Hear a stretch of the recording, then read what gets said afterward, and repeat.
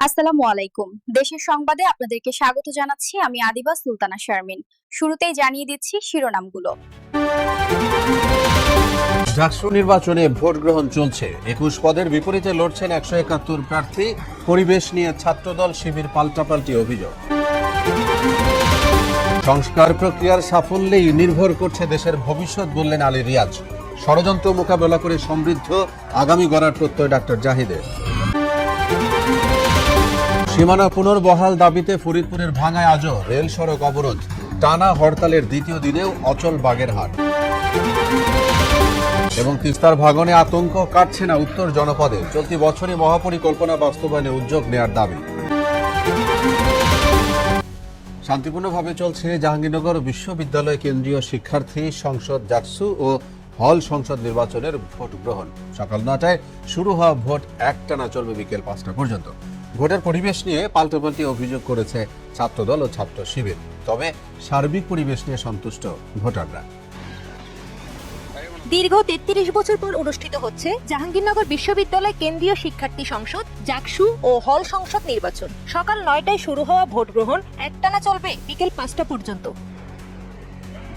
উৎসবমুখর পরিবেশে ভোট হচ্ছে বলে জানান ভোটাররা। দীর্ঘ ৩৩ বছর পর আমাদের ইউনিভার্সিটিতে জাকসু হচ্ছে, তো আমাদের যাকে যোগ্য মনে হয়েছে সেবার থেকে ভোট দিয়ে আসছি। এখন পর্যন্ত সেরকম কোনো ঝামেলা আমরা দেখতে পাচ্ছি না, কিন্তু কয়েকটি হলে খুব সম্ভবত লিফলেট বিতরণ করা হচ্ছে, কিন্তু এটার সত্যতা এখন পর্যন্ত আমরা যাচাই করতে পারছি না, কারণ প্রার্থীরা আমরা নিজেরাও দৌড়াদৌড়ি করছি। সব হলে আমরা এখন পর্যন্ত যেতে পারিনি। ভোটার উপস্থিতি আছে মোটামুটি, এখন মাত্র শুরু হয়েছে। আস্তে আস্তে ৫টা, যেহেতু ৫টা পর্যন্ত সময়। কিছু বিষয় পাল্টাপাল্টে অভিযোগ করেছে ছাত্রদল ও ছাত্র শিবির। ভোটটা ম্যানুয়ালি গণনা করা হোক, এবং একই সাথে আমরা দেখেছি যে সকালবেলায় কাজী নজরুল ইসলাম হলে শিবির সভাপতি ঢুকেছেন এবং শিক্ষার্থীদেরকে ম্যানিপুলেট করার চেষ্টা করেছেন, যে যেখানে দেখবেন যে শিক্ষার্থীরাই আসলে তাকে গ্রহণ করেনি, তাকে হল থেকে বের করে দিয়েছে। নির্বাচন কমিশন বলেছিলেন আজকে সকাল ৬টা থেকে ক্যাম্পাসে কোনো সাবেক শিক্ষার্থী থাকতে পারবে না, কিন্তু আপনারা ইতিমধ্যে লক্ষ্য করেছেন যে ক্যাম্পাসে এখন পর্যন্ত সাবেক শিক্ষার্থীদের আনাগোনা লক্ষ্য করছি। বিভিন্ন ভোট কেন্দ্রের পাশেই তাদের অবস্থান দেখতে পাচ্ছি। এই বিষয়টা আমাদেরকে একটু চিন্তার মধ্যে ফেলে দেয়। জাকসু নির্বাচনে ২৫টি পদের বিপরীতে ১৭৭ জন প্রার্থী প্রতিদ্বন্দ্বিতা করছেন, আর ২১টি হল সংসদে ৩১৫টি পদের বিপরীতে প্রার্থী আছেন ৪৪৩ জন। নির্বাচনে মোট ভোটার ১১,৮৯৭ জন। সংস্কার প্রক্রিয়ার সাফল্যের উপরই আগামী বাংলাদেশ নির্ভরশীল মন্তব্য করে এটা বাস্তবায়নে সবার সহায়তা চেয়েছেন জাতীয় ঐক্যমত্য কমিশনের সহসভাপতি ডক্টর আলী রিয়াজ। সকালে ফরেন সার্ভিস একাডেমিতে জুলাই জাতীয় সনদ ইস্যুতে বিভিন্ন রাজনৈতিক দলের সঙ্গে বৈঠকে তিনি কথা বলেছেন। তিনি বলেছেন, সংস্কার প্রক্রিয়ায় ভিন্নমত, নোট অব ডিসেন্ট সহ বেশিরভাগ আলোচনায় দলগুলো একমত। ঐক্যমত্য কমিশন জুলাই সনদ বাস্তবায়ন কিংবা রাষ্ট্র সংস্কার ইস্যু কাউকে চাপিয়ে দেবে না, বরং দলগুলোর মতামতের ভিত্তিতে সিদ্ধান্ত বাস্তবায়ন করবে সরকার। এই প্রক্রিয়া নিয়ে ঐক্যমত্য কমিশন বিশেষজ্ঞ মতামত নিয়েছে বলে জানান আলী রিয়াজ। শেখ হাসিনা পালিয়ে গেলেও বিভিন্ন জায়গায় ছড়িয়ে থাকা তার দোসররা বিশৃঙ্খলা সৃষ্টির চেষ্টা করছে বলে অভিযোগ করলেন বিএনপির স্থায়ী কমিটির সদস্য ডাক্তার AZM জাহিদ হোসেন। ধর্মীয় উগ্রবাদ উস্কে দিয়ে এরা বিভিন্ন স্থানে মব সন্ত্রাস করছে বলেও অভিযোগ করেছেন তিনি। সকালে জাতীয় প্রেস ক্লাবে ১২ দলীয় জোটের এক প্রতিবাদ সমাবেশে সব ষড়যন্ত্র মোকাবেলা করে একটি সুখী সমৃদ্ধ বাংলাদেশ গড়তে সবাইকে ঐক্যবদ্ধ হওয়ার আহ্বানও জানান ডাক্তার জাহিদ। এ সময় বিএনপির ৩১ দফার মাধ্যমে রাষ্ট্র কাঠামো মেরামত করে সুশাসন প্রতিষ্ঠার পাশাপাশি সব মানুষের অধিকার ফিরিয়ে দেওয়া হবে বলেও জানান এই বিএনপি নেতা। কিন্তু তার যে দোষরা আজকে যে আপনার আমার মাঝখানে ছড়িয়ে আছে, এই কথা ভুলে গেলে চলবে না। এবং এই মানুষগুলো খালি সুযোগ খুঁজছে, কখন সুযোগ পাবে, এবং সেই ব্যাপারে তাদের কৃষক আপনারা যদি খালি বিগত ১৫ বছর দেখেন তাহলেই হবে না, আপনাদের সিয়াসি কোথাও মনে রাখতে হবে। ফরিদপুরের ভাঙ্গা উপজেলার আলগি হামিরদি ইউনিয়নকে ফরিদপুর ৪ আসন থেকে ফরিদপুর ২ আসনে অন্তর্ভুক্ত করার প্রতিবাদে টানা তৃতীয় দিনের মতো মহাসড়ক অবরোধ করেছে বিক্ষুব্ধ জনতা। আজ রেলপথ অবরোধ করা হয়েছে। এতে সড়ক পথে ভোগান্তির পাশাপাশি বন্ধ রয়েছে ঢাকা বেনাপোল ও ঢাকা খুলনা রুটের ট্রেন চলাচল।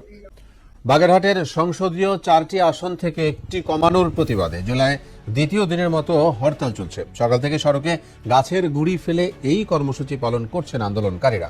সব দলীয় সম্মিলিত কমিটির দাবি, জেলার বিভিন্ন সড়কের অন্তত 134 স্থানে স্বতঃস্ফূর্ত অবস্থান নিয়েছেন নেতাকর্মী সহ স্থানীয়রা। এতে অন্যান্য জেলার সঙ্গে কার্যত বিচ্ছিন্ন হয়ে পড়েছে বাগেরহাট। আন্তঃজেলা যোগাযোগও বন্ধ রয়েছে। জুলাই আন্দোলন চলাকালে রাজধানীর রামপুরায় ভবনের কার্নিশে ঝুলে থাকা শিক্ষার্থী আমির হোসেনকে গুলি এবং একই এলাকায় অন্য দুজনকে হত্যার ঘটনায় মানবতা বিরোধী অপরাধের মামলায় অভিযোগ গঠনের শুনানি শেষ।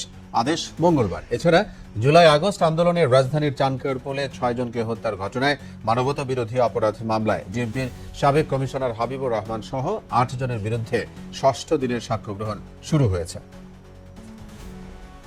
দীর্ঘ প্রতীক্ষার পরও বাস্তবায়ন হয়নি তিস্তা মহাপরিকল্পনার কাজ। ফলে অনিশ্চয়তায় আর ভাঙন আতঙ্কে দিশেহারা তিস্তাপাড়ের মানুষ। অন্তর্বর্তীকালীন সরকারের পরিকল্পনা অনুযায়ী 2026 সালের প্রথম দিকে কাজ শুরু করার কথা থাকলেও এতে খুশি নয় তিস্তাপাড়ের মানুষ। তাদের প্রত্যাশা, অন্তর্বর্তী সরকারের মেয়াদেই যেন প্রকল্পের কাজের উদ্বোধন হয়। সুমন খানের প্রতিবেদন, জানাচ্ছেন তাহসিন তারিন। বর্ষায় তিস্তা প্লাবিত হয় আর পানি কমলে ভাঙন সৃষ্টি হয়, আবার শুষ্ক মৌসুমে শুকিয়ে যায়। নদীর এই বৈরী আচরণে বছরের পর বছর ক্ষতিগ্রস্ত হচ্ছেন তিস্তা তীরবর্তী মানুষ। প্রতিবারই প্রতিশ্রুতি আসে তিস্তা মহাপরিকল্পনার কথা, কিন্তু কাজ শুরু না হওয়ায় ভরসা হারাচ্ছেন উত্তরাঞ্চলের মানুষ। চলতি ডিসেম্বরেই প্রকল্পের উদ্বোধন দেখতে চান তারা। যদি তিস্তা নদীর সংস্কার হয় তাহলে অনেক বাঁচি যাবো আমরা। গরু বাঁচির সমস্যা, ওই গরু বাঁচি ছাগল খালি বাঁচি যায় নদী দুই সাইড দিয়ে, যাতে এটা হয় এটা আমরা কামনা করি। তিস্তা মহাপরিকল্পনা বাস্তবায়িত হলে উত্তরাঞ্চলের হাজার হাজার হেক্টর জমি কৃষি জমিতে রূপান্তরিত হবে, যা দেশের অর্থনীতিতে গুরুত্বপূর্ণ ভূমিকা রাখবে। তিস্তাপাড়ের লোকজন এবার জেগে উঠেছে, অবিলম্বে তিস্তা মহাপরিকল্পনা সেটি বাস্তবায়ন করতে হবে। তিস্তা মহাপরিকল্পনা যদি বাস্তবায়ন হয় তাহলে তিস্তা তীরবর্তী লালমনিরহাট, নীলফামারী, গাইবান্ধা, রংপুর এবং কুড়িগ্রামের হাজার হাজার চরের জমি কৃষি জমিতে রূপান্তরিত হবে। সরকারের বরাদ্দকৃত অর্থায়নে ডিসেম্বরের মধ্যে তিস্তা মহাপরিকল্পনার কাজের উদ্বোধনের দাবি জানিয়েছেন এই নেতা। নির্বাচন শিডিউল ঘোষণার আগে ডিসেম্বরে এই প্রকল্পের শুভ উদ্বোধন করতে হবে। পরবর্তীতে নির্বাচিত সরকার যারাই আসবেন তারা এই প্রকল্পের ধারাবাহিকতা রক্ষা করবে। প্রতিশ্রুতি নয়, অন্তর্বর্তী সরকারের মেয়াদে তিস্তা মহাপরিকল্পনার কাজ শুরু হবে, এমন প্রত্যাশা তিস্তাপাড়ের বাসিন্দাদের। জাকসু নির্বাচনে ভোট গ্রহণ চলছে। 21 পদের বিপরীতে লড়ছেন 171 প্রার্থী। পরিবেশ নিয়ে ছাত্রদল শিবির পাল্টাপাল্টি অভিযোগ। সংস্কার প্রক্রিয়ার সাফল্যেই নির্ভর করছে দেশের ভবিষ্যৎ, বললেন আলী রিয়াজ। ষড়যন্ত্র মোকাবেলা করে সমৃদ্ধ আগামী গড়ার প্রত্যয় ডাক্তার জাহিদের।